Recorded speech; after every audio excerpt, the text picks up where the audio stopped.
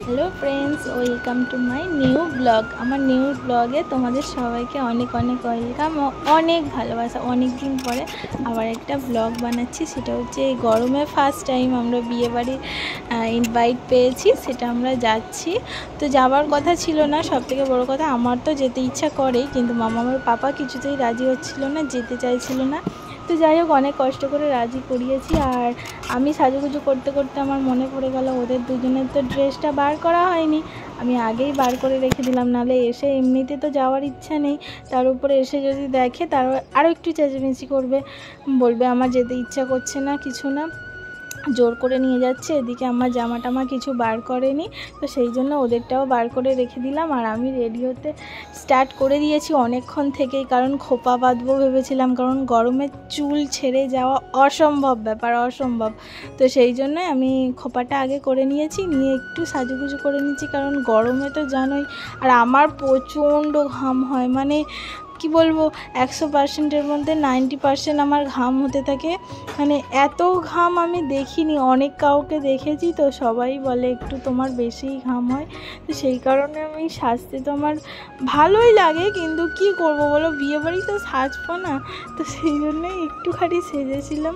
তো যাই হোক, বেশি বেশি হজবরলও করিনি, একটু মানে মোটামুটির মধ্যেই সেজেছিলাম। কিন্তু আমার এই কানেরটা না আমি প্রথমবার এইভাবে পরেছি, এটার নামটা কি বলে আমি জানি না। যাই হোক, এইভাবে আমি এই প্রথমবার পরলাম। আর আজকে যে শাড়িটা পরবো না, এই শাড়িটা আমি মানে ফার্স্ট টাইম, এটা আমার বিয়ের বেনারসি, ফার্স্ট টাইম মানে কোনো অনুষ্ঠানে যাচ্ছি এই শাড়িটা পরে। অনেক মানে আমার রিসেপশানের শাড়িও আমি পরেছি, বাট এই বেনারসিও আমার আরও একটা আছে, সেগুলোও পরেছি, কিন্তু ফার্স্ট টাইম বিয়ের বেনারসিটা আমি কোথাও মানে পরে যাচ্ছি, কখনোই পরা হয় না। এর কালারটা আসলে একটু মানে কালচে টাইপের, তো আমি সেই জন্য অতটা পছন্দ নয়, এমনটা নয়, পছন্দ, কিন্তু আমি পরে কখনো কোথাও যাইনি, ফার্স্ট টাইম পরে যাব। তো জানি না কেমন লাগবে, বাট আমি একটা নতুন স্টাইলের শাড়িটা পরার ইচ্ছা আছে। কারণ কি বলো তো, আমার কাছে তো কেউ নেই, একা একা তো শাড়ি পরতে হয়, ওই জন্য আমার ভয় লাগে যে আমি পারবো কি পারবো না। আর মেকআপটা আমি একদমই হালকা করার চেষ্টা করছিলাম, কারণ যেহেতু এই গরমে, আর আমি ঘাম মুছতেই থাকবো, আর সব উঠে যাবে, তখন একটা কি বাজে দেখতে লাগবে, এক জায়গায় মেকআপ আছে এক জায়গায় নেই। তো সেই জন্য একদম হালকা পাতলা। আর ঘাম তো আমার হবেই, আমি যতই যাই করি না কেন। আমি সাজতে বসার আগে, খোপা করার আগে অন্তত 10 মিনিট ধরে মুখের মধ্যে বরফ লাগিয়েছি, হ্যাঁ, যাতে না ঘামটা বেরোয়, কিন্তু তাতেও আমার রেহাই নেই, আমি জানি। তাও একটুখানি যদি কম হয় তো সেই চেষ্টাটাই করেছিলাম, বাট একটা বড় টিপ পরেছিলাম, দেখলাম একদম জঘন্য লাগছে, তো সেই জন্য দৌড়ে গিয়ে একটা ছোট টিপ নিয়ে চলে এসেছি। আমার মনে হলো ছোট টিপটাই সবথেকে সুন্দর লাগছে, বড় টিপটা অতটাও ভালো লাগছিল না। আর আমার আজকে ইচ্ছা ছিল একটু সিঁদুরটা বেশি করেই পরবো, আমার মানে মাঝে মাঝে একটু একটু লুকটা চেঞ্জ করতে ইচ্ছা করে, তো সেই জন্য এটা পুরোটাই নিজের ওপর দিয়েই আমি করি, যে আমার মনে হয় এখানে যখন যাব এইভাবে সেজে যাব, এখানে যখন যাব। তো আরেকজন তো পছন্দই করে না এই বেশি বেশি সিঁদুর পরা, কেন তুমি এত বেশি বেশি সিঁদুর পরেছো, কিন্তু আমার ভালো লাগে। দেখো তো আমাকে কি সত্যিই খুব খারাপ লাগছে, আমি জানি না, বাট রিলস বানাচ্ছিলাম তো রিলসের মধ্যেই ঢুকে আছি, তাই জন্য একটু গান করছি। তো দেখো আমার শাড়ি পরার স্টাইলটা কীরকম হয়েছে, আমি নিজে পরেছি একা হাতে, জানি না কেমন লাগছে, তবুও আমার তো ভালো লাগছে। আর আমি সত্যি কথা বলতে আমি নিজেকে না অনেকটা ভালোবাসি।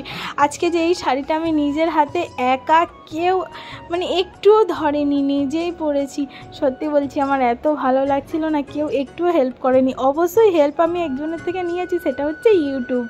হ্যাঁ, ইউটিউবটাই কামাল করে দিয়েছে, বাট আমি ইউটিউব দেখে দেখেই পড়েছি, কিন্তু আমার সত্যি বলছি আমি মানে ভাবতেই পারিনি পরে উঠতে পারবো। হয়তো ভাবছিলাম একটু ট্রাই করব, দেখব, যদি না পারি অন্য একটা শাড়ি পরে নেব, বাট পেরেছি। আর আমরা বিয়েবাড়ি এসে গেছি, এখানে স্ন্যাক্সের মধ্যে ছিল আমপান্না ছিল আর চিকেন পকোড়া ছিল, তো আমি ওইসব কিছুই খাইনি, কারণ এই গরমে না মানে ইচ্ছা করছিল না। আর আমি গরমে সারাদিন না আমার জল খেয়ে খেয়েই কেটে যাই, আমি খাবার দাবার অতও আমার ভালো লাগে না, আমার বেশি সবথেকে বেশি জল খাই, ঘন্টায় ঘন্টায় জল খাই, আর প্রচণ্ড ঘাম দেয়, আর গরমে খাবার খেতে ইচ্ছাই করে না। বেশিরভাগ লোকের মুখ থেকেই শোনা যায় কিন্তু যাই হোক আমরা এসে বেশিক্ষণ দাঁড়াইনি, কারণ গরমে খুব কষ্ট হচ্ছিল।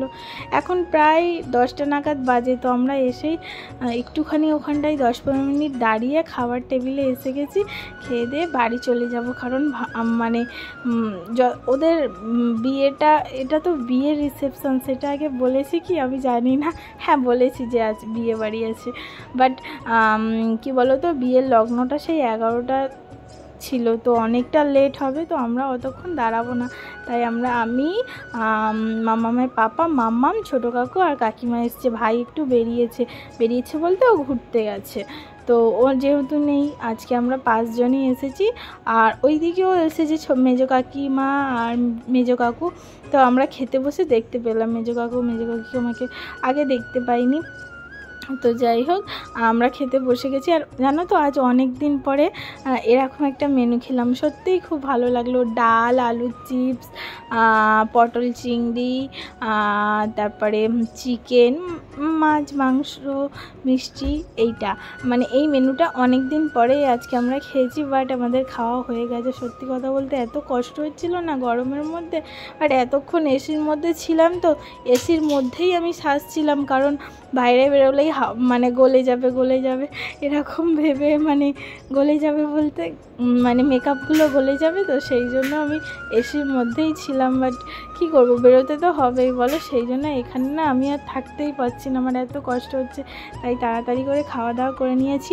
আর আজকে এই ভিলার মধ্যে মেয়েটাও আছে, ছেলেটাও আছে, বাট এটা এদের একটু ফ্যামিলিগত প্রবলেমের জন্য এখানে, বাট আমরা ছেলের দিক দিয়ে ইনভাইট হয়েছে। ছেলেটার বাড়ি আমাদের পাশের বাড়ি, তো ও এখানে বসে আছে। ওকে যাওয়ার সময় একটু টাটা বাই বাই করে দিয়ে যাচ্ছি।